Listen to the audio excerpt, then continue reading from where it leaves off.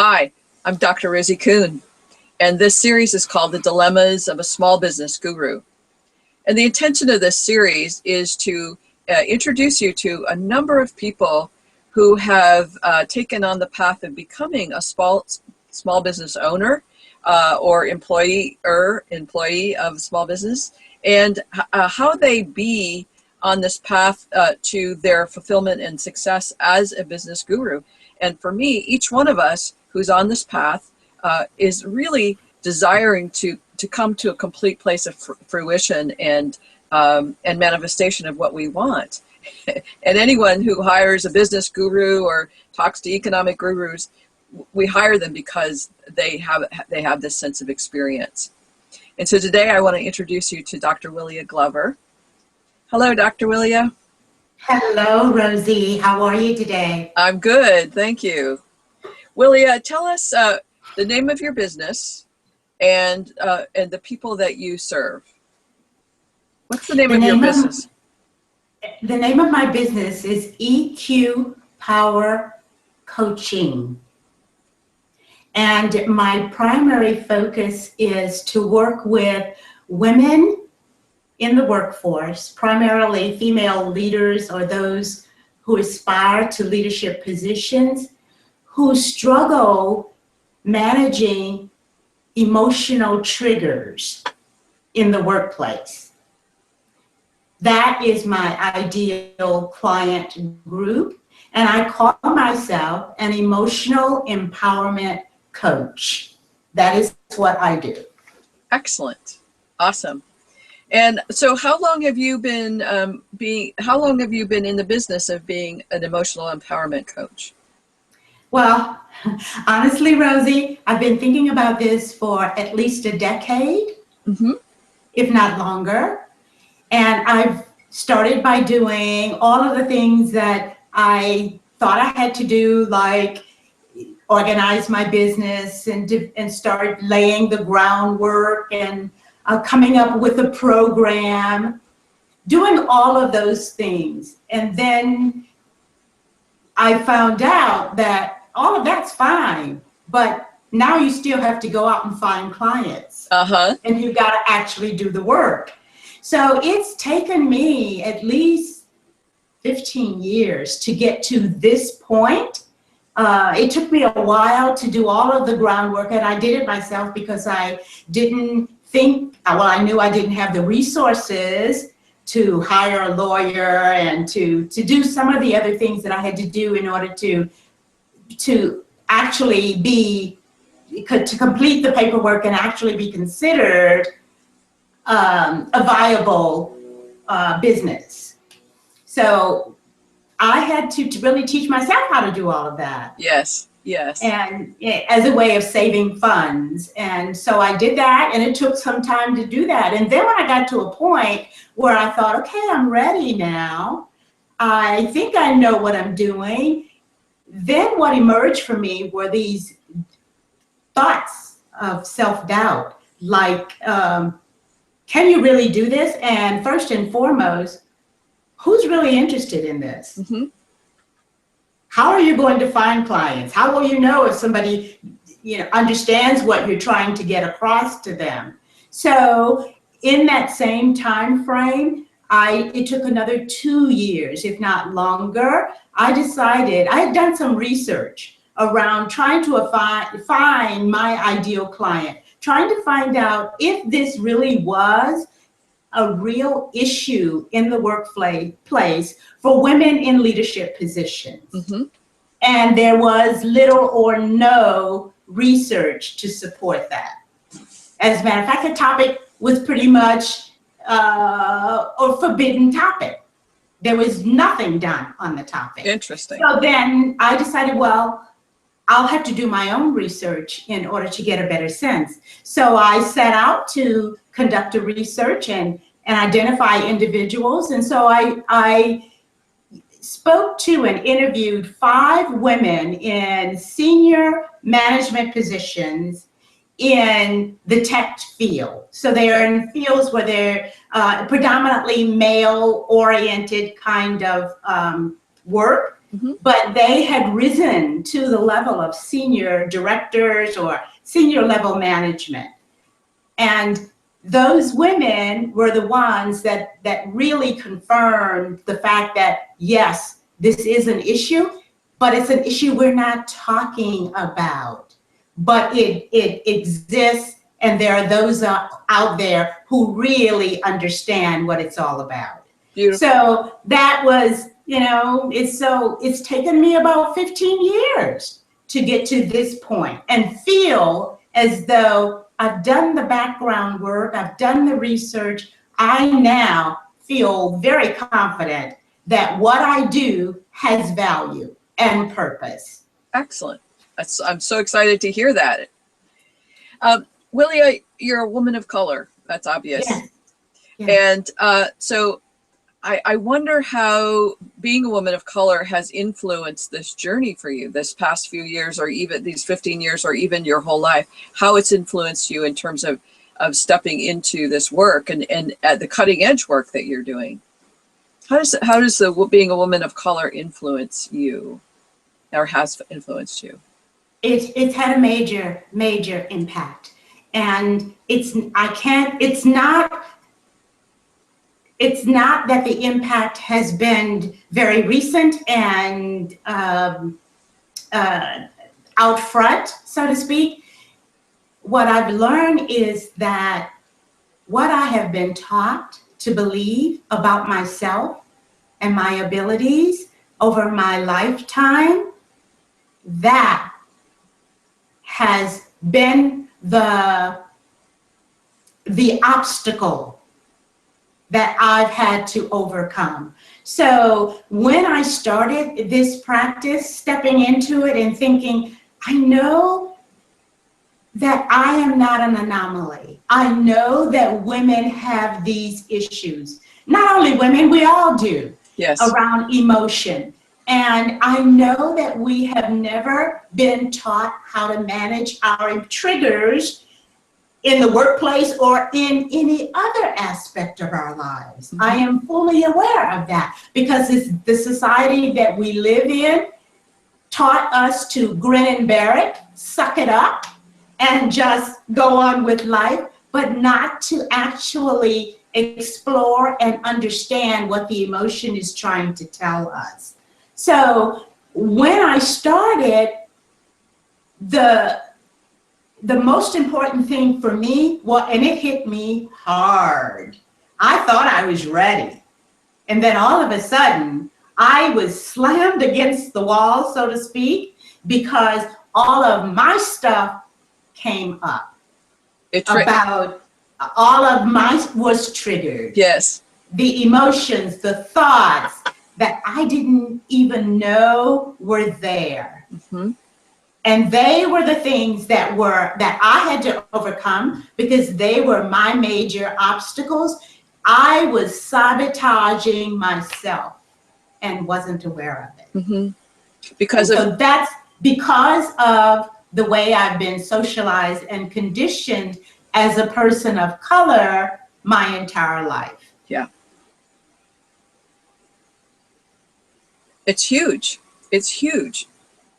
In a sense that your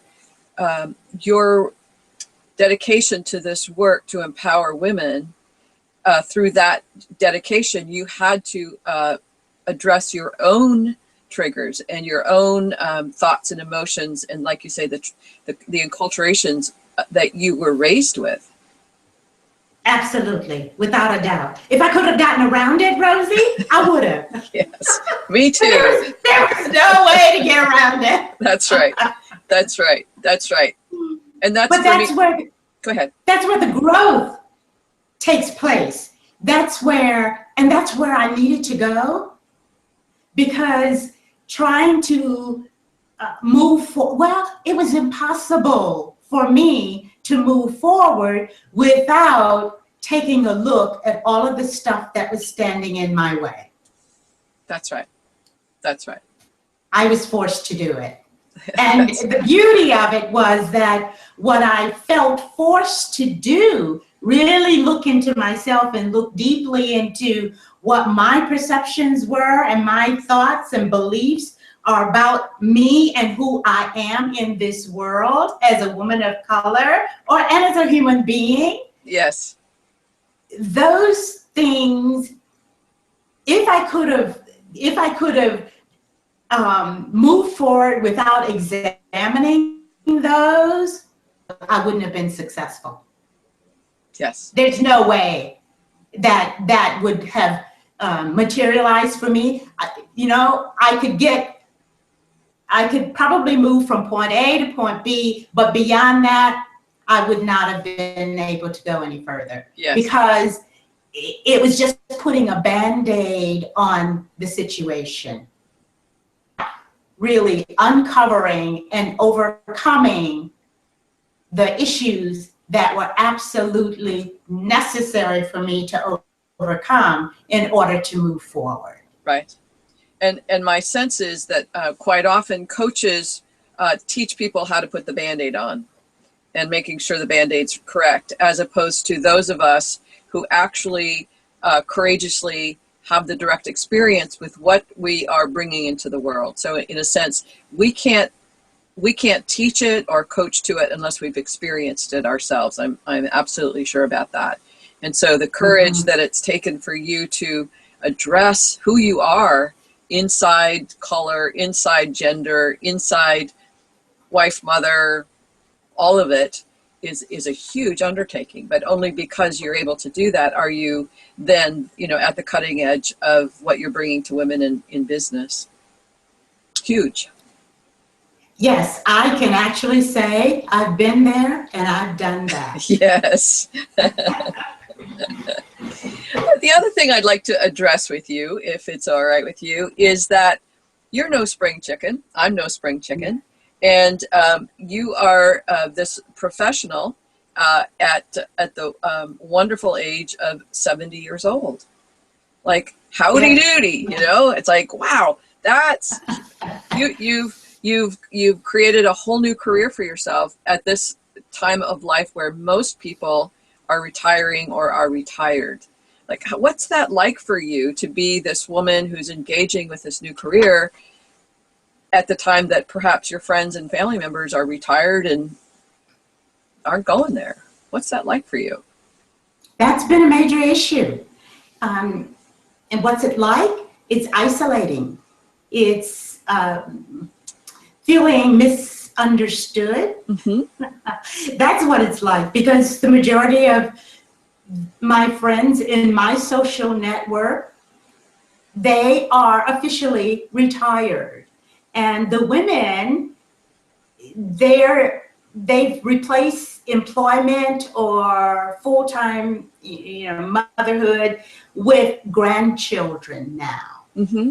And that is their world. That is their sense of purpose.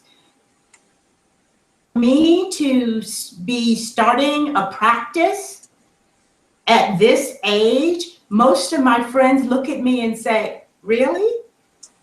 Or they'll say, you are a late bloomer, aren't you? Things of that nature. And yes. we have very little in common because they're not on the same journey as that I'm on, and they're not following on the same path. Yes. So it creates a bit of a strain in relationships because I don't have the time or the energy to sustain those relationships that don't continue to nurture my mind, my body, and my spirit. Yes. And so I find myself alone quite often. So what is it, in a sense, that there's this part that wants to have connection and engagement and friends and have a social life, and there's this part of you that's totally committed to your work in the world. So that's a dilemma that you're facing, and that was part of that transition to am I committed enough to allow for this place of it's this dilemma to live. Does that make sense? Oh yes, it does. And for me, I've had to not give up some of those relationships, but find others to supplement. So in some circles, I am delighted to connect with the friends that I've had along the way. And then now I'm beginning to develop new friends in new circles that tend to help nurture that other part of me that's on the path of becoming an entrepreneur. So it has allowed me to do is really expand my network, but yet I still feel totally isolated quite often, because the ones that I've had that have nurtured me for years are no longer, can no longer do as much as the relationship is not as strong as it used to be. Yeah, it's not as nourishing. It used to be nourishing. It's not, you can't get your full nourishment from where you used to get it. Exactly. Yeah. Exactly. Yeah. Yeah. And so in trying to make new connections with other individuals who are traveling the same path and who understand what I'm going through, and with whom we can support each other, that takes time. Yes. And most of them I've found are not in my local area. Right. Which also creates another dilemma. So it's either via the phone or Skype or traveling. Yep. But then I can't just meet them at Panera's or Starbucks for a cup of tea or something like that. Yes. So that creates a little bit of a problem. Yeah.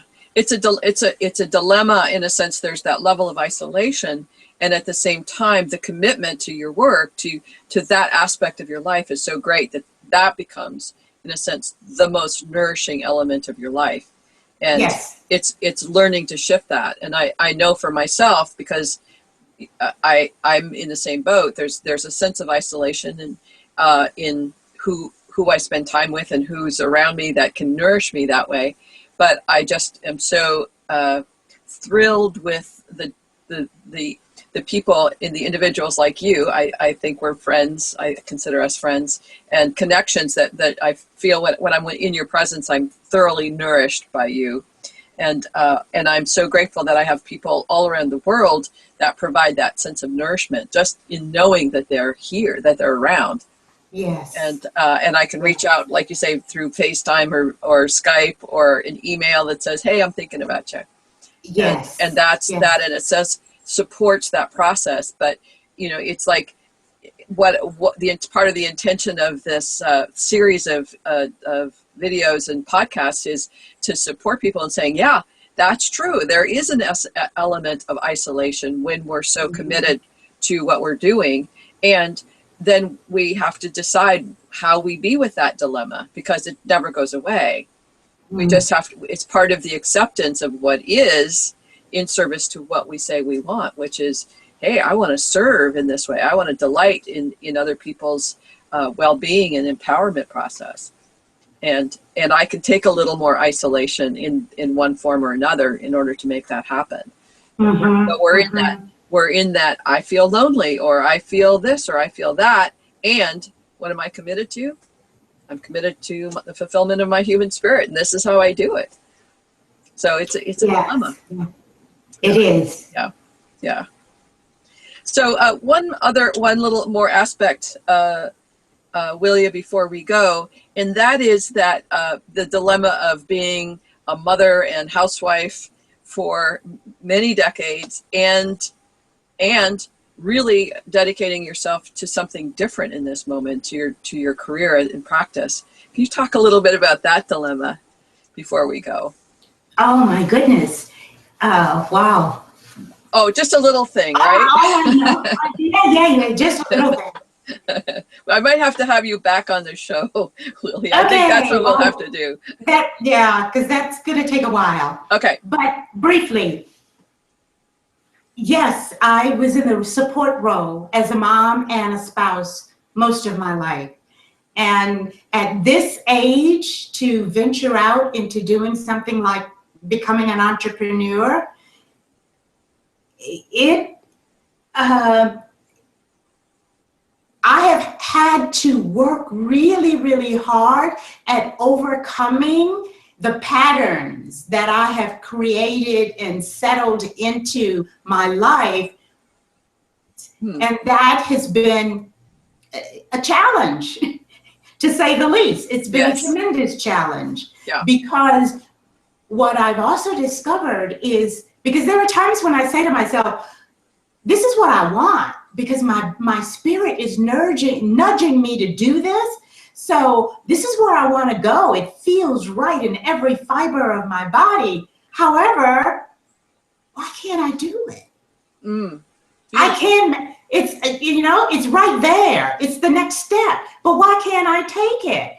So the big awareness for me was I had to transition, I had to actually change my belief of who I am, because my beliefs were originally based upon the roles that I played in my life.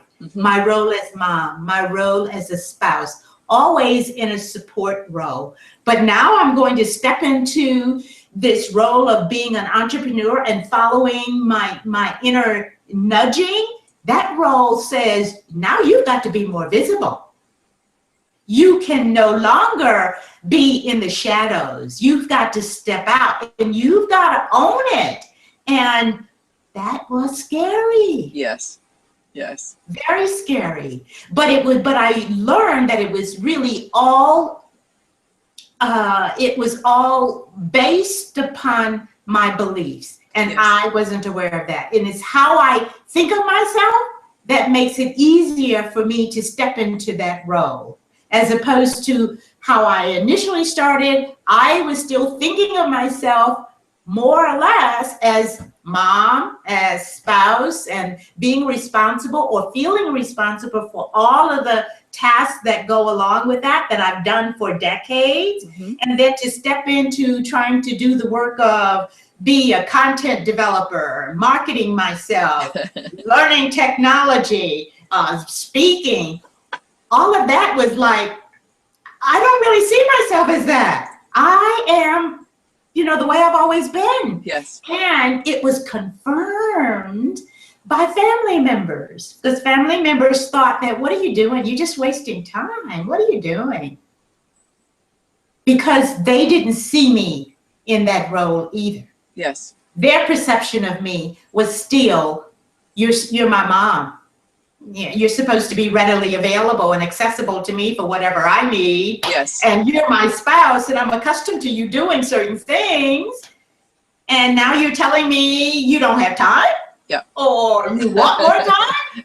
Like, or you want me to go to the grocery store and buy what? Exactly. You want me to prepare dinner? Whoa, this is different here.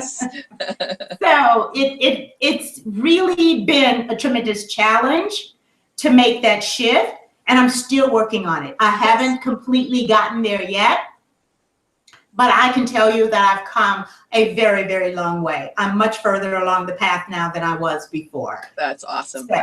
And again, Dr. Willia, the intention of this series is to, hear how you're being with this dilemma and the transitions that occur because of your choices to do the work that's yours to do. And so it's just so cool to hear you talk about, I'm not there yet, and I'm still challenged by asking my husband to pick up something at the grocery store. Whatever that is, it's part of those choices and those the triggers that may stop us from really living our highest truth and our highest good. So I so glad you're here to share so much, and I am bringing you back on the show. So I'm just making that declaration, because that's what's going to happen. So Dr. Willia, I'll be delighted. Could you give us again your website, EQ Power EQPowerCoaching.com. Excellent, very clear. EQPowerCoaching.com. So thank you so much for being with us today, and it's been my pleasure. And we'll look forward to seeing you very shortly again. And thanks for the viewers to being with us, and we'll see you soon. Bye for now.